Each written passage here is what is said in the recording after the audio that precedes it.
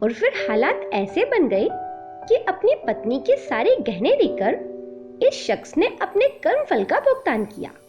कहते हैं सब कुछ खरीद लो, लेकिन कभी किसी की मजबूरी मत खरीदो, क्योंकि मजबूरी के साथ आया धन अपने साथ पीड़ा, बद्दुआ और अनेक कष्टों को लेकर आता है। आज के समय में हम देख ही रहे हैं कि जीवन रक्षक दवाइयों और यहाँ तक कि ऑक्सीजन की भी समस्या अस्पतालों में आने लगी है। लेकिन कुछ लोग आपदा में अवसर ढूंढने में अपनी दुष्टता की सारी सीमाएं लांघ जाते हैं। ऐसी हरकतों का क्या परिणाम निकलता है, वो ये कहानी हमें बता रही है। गुजरात के कच्छ में आए जोरदार भूकंप के दौरान की एक घटना है। चारों तरफ मकानों के मलबे और तबाही बिखरी हुई थी। पुलिस और आपदा प्रबंधन के जवान दिन रात राहत कार्य और बचाव में जुटे हुए थे। उनकी यही कोशिश थी कि मलबे के बीच दबे जीवित लोगों को बाहर निकालकर उनके प्राण बचाए जाएं। लेकिन उन्हें मलबे में जीवित लोग कम और लाशें ज्यादा दिखाई दे रही थी। वे जवान लाशों को भी बाहर निकालकर उनके परिजनों के सुपुर्द कर रहे थे। ऐसी ही एक लाश को मलबे से निकालने पर एक अप्रत्याशित घटना घटी। जवानों का दल एक महिला की लाश को बड़ी मुश्किल से मलबे से बाहर निकालकर लेकर आया। उस महिला ने अनेक प्रकार के स्वर्ण आभूषण पहन रखे थे। वो घर भी बहुत बड़ा था। एक आदमी उसी सुंदर घर के मलबे के बाहर बैठा था। लाश को देखते ही वो सुबक सुबक कर रोने लगा। वो महिला उसकी पत्नी थी। जवानों ने लाश उसके सुपुर्द करते हुए कहा कि ये गहने आप पहले निकाल लीजिए, ये आपके काम आएंगे। ये शब्द सुनते ही वो आदमी और जोर से रोने लगा। बचाव दल कुछ समझ ही नहीं पा रहा था। फिर उस आदमी ने कहा, मुझे ये गहने नहीं चाहिए, ये सब आप लोग ले लो, सब कुछ ले लो, इसका जो करना है वो करो, लेकिन मुझे ये गहने नहीं चाहिए।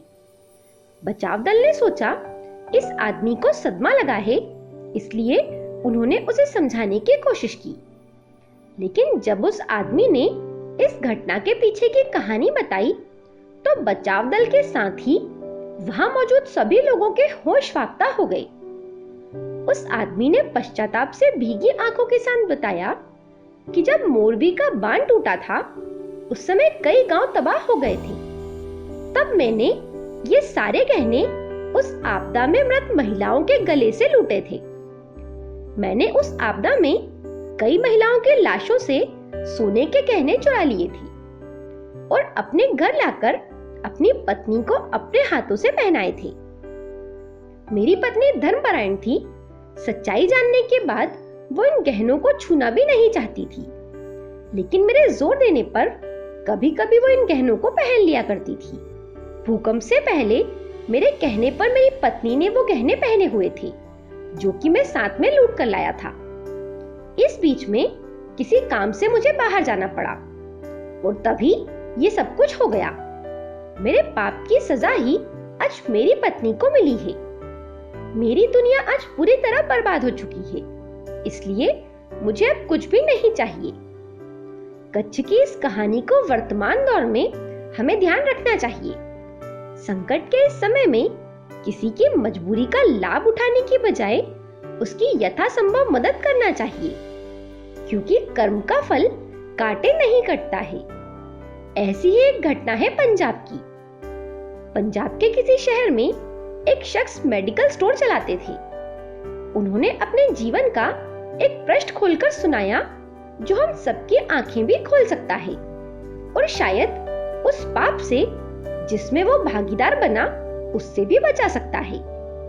शर्मा जी का पंजाब में एक मेडिकल स्टोर था, जो कि अपनी लोकेशन के कारण काफी पुराना और अच्छी स्थिति में था। लेकिन जैसे कि कहा जाता है कि धन एक व्यक्ति के दिमाग को भ्रष्ट कर देता है, और यही बात शर्मा जी के साथ भी घटित हुई। वे बताते हैं कि मेरा मेडिकल स्टोर बहुत अच्छी तरह से चलता था और मेरी आर्थिक स्थिति भी बहुत अच्छी थी। अपनी कमाई से मैंने जमीन और कुछ प्लॉट खरीदे और अपने मेडिकल स्टोर के साथ एक क्लिनिकल लेबोरेटरी भी खोल दी। लेकिन मैं यहाँ झूठ नहीं बोलूंगा, मैं एक बहुत ही लालची किस्म का आदमी था, क्योंकि मेडिकल फील्ड में दोगुनी नहीं बल्कि कई गुना कमाई होती है। शायद ज्यादातर लोग इस बारे में नहीं जानते होंगे कि मेडिकल प्रोफेशन में 10 रुपए में आने वाली दवा आराम से 70-80 रुपए में बिक जाती है।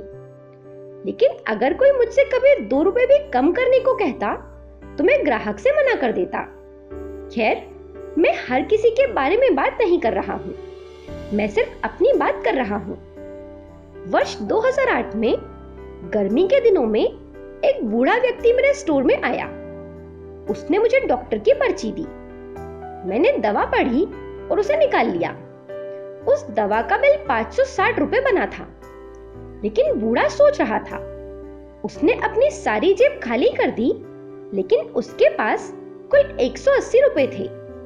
मैं उस समय बहुत गुस्से में था, क्योंकि मुझे काफी समय उन दवाओं को निकालने में लगा था और ऊपर से उसके पास पर्याप्त पैसे भी नहीं थे।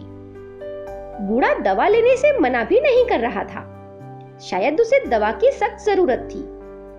फिर उस बूढ़े व्यक्ति ने कहा, मेरी मदद करो, मेरे पास पैसे कम हैं और मेरी पत्नी बीमार है। हमारे बच्चे भी हमें पूछते नहीं हैं। मैं अपनी पत्नी को इस तरह वृद्धावस्था में मरते हुए नहीं देख सकता। लेकिन मैंने उस समय उस बूढ़े व्यक्ति की बात नहीं सुनी और उसे दवा वापस छोड़ने के लिए कहा। यहाँ पर मैं एक बात कहना चाहूंगा कि वास्तव में उस बूढ़े व्यक्ति की दवा की कुल राशि 120 रुपए ही बनती थी। अगर मैं उससे 150 रुपए भी ले लेता तो भी मुझे 30 रुपए का मुनाफा ही होता। लेकिन मेरे लालच ने उस बूढ़े लाचार व्यक्ति को भी नहीं छोड़ा। फिर मेरी दुकान पर खड़े एक दूसरे ग्राहक ने अपनी जेब से पैसे निकाले और उस बूढ़े आदमी के लिए दवा खरीदी। लेकिन इसका भी मुझ पर कोई असर नहीं हुआ। मैंने पैसे लिए और उस बूढ़े व्यक्ति को दवा दे दी। समय बीतता गया और वर्ष 2009 आ गया। मेरे इकलौते बेटे को ब्रेन ट्यूमर हो गया। पहले तो हमें पता ही नहीं चला, लेकिन जब पता चला तो बेटा मृत्यु के कगार पर था। पैसा बहता रहा और लड़के की बीमारी खराब होती रही। प्लॉट बिक गए, जमीन बिक गई और आखिरकार मेडिकल स्टोर भी बिक गया। लेकिन मेरे बेटे की तबीयत बिल्कुल भी नहीं सुधरी। उसका ऑपरेशन भी हुआ और जब सब पैसा खत्म हो गया तो आखिरकार डॉक्टरों ने मुझे अपने बेटे को घर ले जाने और उसकी सेवा करने के लिए कह दिया। इसके बाद 2012 में मेरे बेटे का निधन हो गया। मैं जीवन भर कमाने के बाद भी उसे बचा नहीं सका। 2015 में मुझे भी लकवा मार गया और मुझे चोट भी लग गई। आज जब मेरी दवा आती है तो उन दवाओं पर खर्च किया गया पैसा मुझे काटता है, क्योंकि मैं उन दवाओं की वास्तविक कीमत को जानता हूँ। एक दिन मैं कुछ दवाई लेने के लिए मेडिकल स्टोर पर गया और 100 रुपए का इंजेक्शन मुझे 700 रुपए में दिया गया। लेकिन उस समय मेरी जेब में 500 रुपए ही थे और इंजेक्शन के बिना ही मुझे मेडिकल स्टोर से वापस आना पड़ा। उस समय मुझे उस बूढ़े व्यक्ति की बहुत याद आई और मैं घर चला आया। मैं लोगों से कहना चाहता हूँ कि ठीक है, हम सभी कमाने के लिए बैठे हैं, क्योंकि हर किसी के पास एक पेट है। लेकिन वैध तरीके से कमाएं, ईमानदारी से कमाएं। गरीब लाचारों को लूटकर कमाई करना अच्छी बात नहीं है, क्योंकि नर्क और स्वर्ग केवल इस धरती पर ही हैं, कहीं और नहीं। और आज मैं नरक भुगत रहा हूँ। दोनों कहानियाँ आपको कैसी लगी मुझे कमेंट करके जरूर बताएं। मेरे साथ बने रहने के लिए आप सभी का धन्यवाद।